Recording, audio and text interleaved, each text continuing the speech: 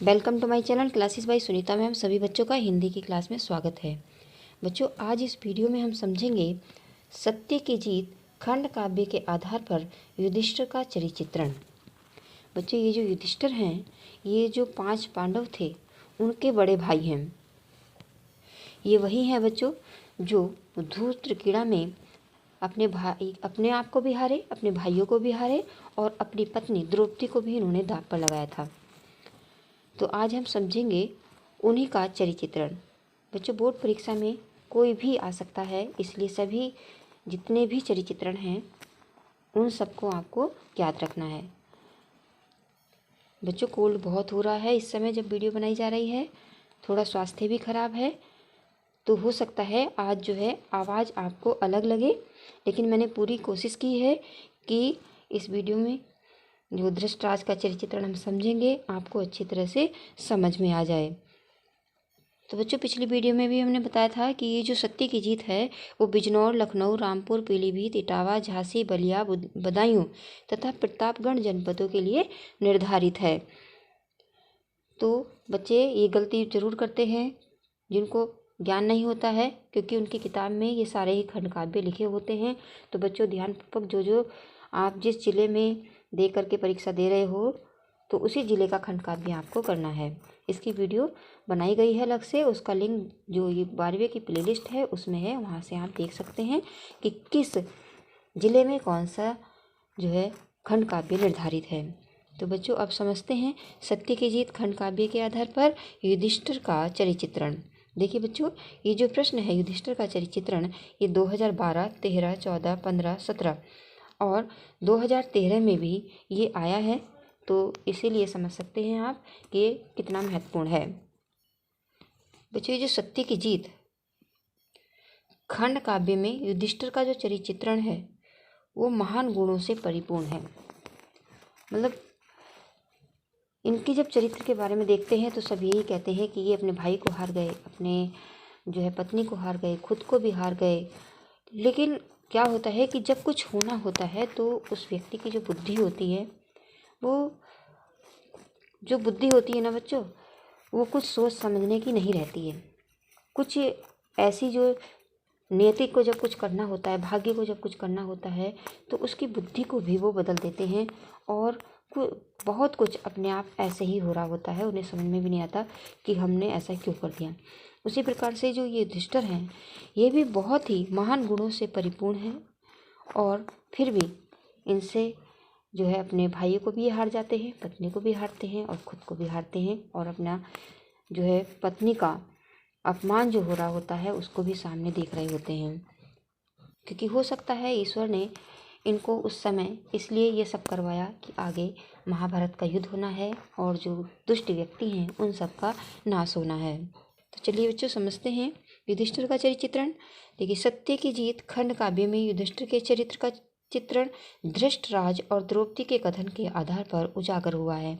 मतलब जो सत्य की जीत खंड काव्य के आधार पर जो युधिष्ठिर का चरित्र यहाँ पर कवि ने जो दिखाया है वो ये है कि जो भी धृतराज और द्रौपदी के जो कथन हैं, जो उन्होंने बोले हैं, उसी के आधार पर सत्य की जीत में धृतराज का जो कथन के अनुसार और द्रौपदी के कथन के अनुसार जो युधिष्ठिर हैं उनका चित्रण किया है। तो बच्चों, उन जो युधिष्ठिर हैं उसके चरित्र की अग्रलिखित विशेषताएं इस प्रकार हैं। एक बात और बच्चों, यहाँ पर जो दो नाम हैं वो बहुत ही एक जैसे लगते हैं, युधिष्ठिर और धृतराष्ट्र। तो यहाँ पर ध्यानपूर्वक समझ लें, जो युधिष्ठिर वो पांडवों के बड़े भाई हैं, जो द्रौपदी के पति हैं। लेकिन जो धृतराष्ट्र हैं,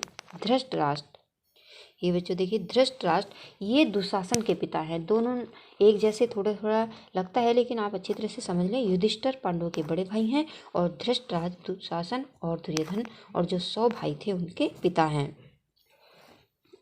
युधिष्ठिर के चरित्र की पहली विशेषता है सत्य एवं धर्म के अवतार। युधिष्ठिर सत्य और धर्म की प्रतिमूर्ति हैं और इस गुण पर मुग्ध होकर धृतराज भी कहते हैं, जो दुर्योधन के पिता हैं धृतराज, वो क्या कहते हैं युधिष्ठिर के बारे में। देखिए, युधिष्ठिर धर्म परायण श्रेष्ठ करो अब निर्भय होकर राज्य। यानी जो युधिष्ठिर हैं वो भी मानते हैं कि उनसे कुछ अपराध हुआ है, उनसे वो गलती हो गई है अपनी पत्नी को जुए में दांव पर लगा करके। लेकिन फिर भी धृतराष्ट्र कहते हैं कि युधिष्ठिर धर्मपरायण हो, श्रेष्ठ हो, करो अब निर्भय होकर तुम राज्य। अगली उनके चरित्र की विशेषता है सरल हृदय व्यक्तित्व। युधिष्ठिर जिस समय से स्वयं सरल हृदय व्यक्ति थे, वैसे ही दूसरों को भी समझते थे। इसका लाभ शकुनी और दुर्योधन जैसे कपटी लोगों ने उठाया और वे उनके कपट जाल में फंस गए। तब द्रौपदी ने ठीक ही कहा है।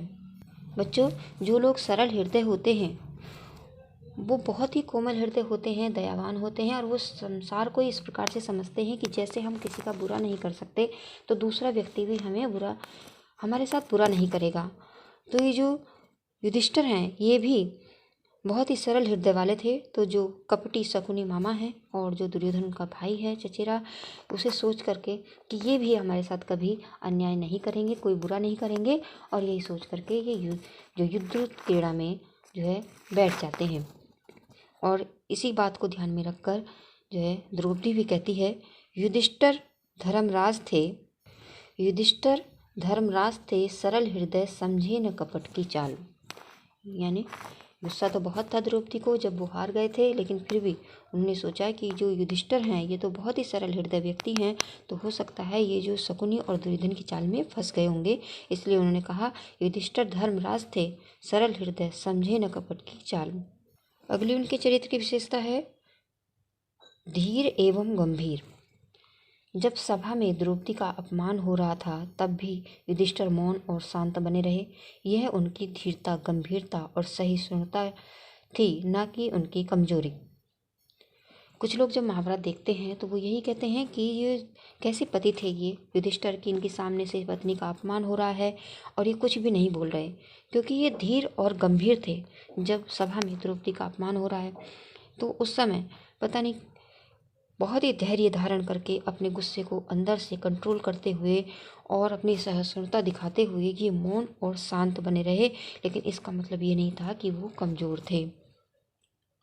जो व्यक्ति शांत होता है, धैर्यशील होता है, तो ऐसा नहीं होता है कि उसे गुस्सा नहीं आता या वो कमज़ोर है, लेकिन कभी कभी परिस्थिति को जान करके वो अपने गुस्से को कंट्रोल कर लेते हैं और चुप रह जाते हैं, मौन रह जाते हैं। तो उसी तरह से ये जो युधिष्ठिर हैं ये भी इसी प्रकार के धीर एवं गंभीर व्यक्ति हैं।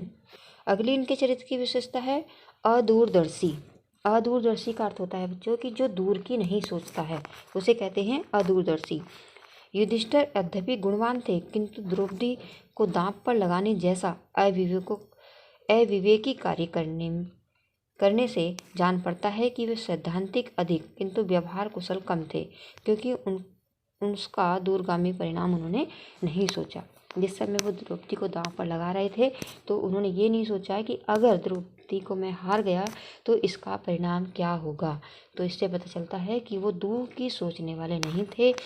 भले ही वो धीर गंभीर हों, भले ही महान विद्वान हो, लेकिन जैसा उन्होंने कृत्य किया, अपनी पत्नी को दांव पर लगाया, तो उससे पता चलता है कि वो दूर के परिणामों को सोचने में असमर्थ थे। अगली विशेषता है उनके चरित्र की विश्व कल्याण के साधक। युधिष्ठिर का लक्ष्य विश्व मंगल है, इस बात का धृतराष्ट्र भी स्वीकार करते हैं। जो युधिष्ठिर हैं, जो उनका लक्ष्य होता था वो सारे ही संसार का कल्याण करना होता था, और इस बात को जो दुर्योधन के पिता हैं धृतराष्ट्र भी मानते हैं कि युधिष्ठिर संसार का मंगल चाहने वाला है, संसार का कल्याण करने वाला है। और इसीलिए धृतराष्ट्र कहते हैं तुम्हारे साथ विश्व है क्योंकि तुम्हारा ध्येय विश्व कल्याण। यानी हे युधिष्ठिर, तुम्हारे साथ जो है सारा संसार है क्योंकि तुम्हारा ध्येय विश्व कल्याण है। बच्चों, जो व्यक्ति अपने मन का अच्छा होता है, जो संसार की बुराई नहीं चाहता है, उसके साथ सारा संसार होता है, उसके साथ सारी दुआएं होती हैं। हो सकता है कुछ समय के लिए उसके सामने परेशानी आए, लेकिन जो अच्छा व्यक्ति होता है उसके बहुत ही अच्छे मित्र, अच्छे ही सब लोगों से संबंध होते हैं, तो सभी की दुआएं उनके साथ होती हैं। बुरा वक्त आता ज़रूर है, लेकिन सभी की जो है दुआओं से बुरा वक्त दूर हो जाता है। इसीलिए तो कहा है धृतराष्ट्र ने भी कि तुम्हारे साथ विश्व है, क्योंकि तुम्हारा ध्येय विश्व कल्याण है और तुम्हारा कल्याण होगा। अंत में बच्चों हम कह सकते हैं कि इस खंड काव्य में युधिष्ठिर ऐसे पात्र हैं जो आरंभ से लेकर अंत तक मौन रहे। इसी से उनके चरित्र की विशेषताएं प्रकट होती हैं। तो बच्चों आपने समझ लिया युधिष्ठिर का चरित्र चित्रण। इस चरित्र चित्रण के माध्यम से आपको युधिष्ठिर का भी पता चल गया होगा, क्योंकि आपको द्रौपदी का भी पता चला है। जब आपने द्रौपदी का चरित्र चित्रण समझा है, दुशासन को भी समझ लिया है, अब आपने युधिष्ठिर को भी इस चरित्र चित्रण के माध्यम से समझ लिया होगा कि युधिष्ठिर किस प्रकार के व्यक्ति थे। अगर मान लो परीक्षा में ये आता है तो आप इसको अच्छी तरह से लिख पाएंगे। और बच्चों ये जो युधिष्ठिर का चरित्र चित्रण है, यानी जो सत्य की जीत है, वो साहित्यिक हिंदी और सामान्य हिंदी दोनों ही बच्चों के लिए अनिवार्य है। तो जो साहित्यिक हिंदी जिनके पास है, जिनके पास सामान्य हिंदी है, वह बच्चे भी इस सत्य की जीत खंड काव्य के जितने भी प्रश्न हैं उसको अच्छी तरह से समझ लें और याद कर लें। तो बच्चों आज इस वीडियो में हम इतना ही समझेंगे। मुझे आशा है आपको युधिष्ठिर का चरित्र चित्रण अच्छी तरह से समझ में आ गया होगा। अगर आ गया है तो अपने मित्रों के साथ शेयर करें, ताकि सभी बच्चों को इस वीडियो का लाभ मिले। और जो चैनल पर नए हैं वो चैनल को सब्सक्राइब करें, साथ में घंटी भी दबाएं, क्योंकि ऐसा नहीं करते हैं इसीलिए जो है आपके पास नोटिफिकेशन नहीं पहुँचता है। तो बच्चों नोटिफिकेशन पाने के लिए आप घंटी को जरूर दबाएँ। धन्यवाद।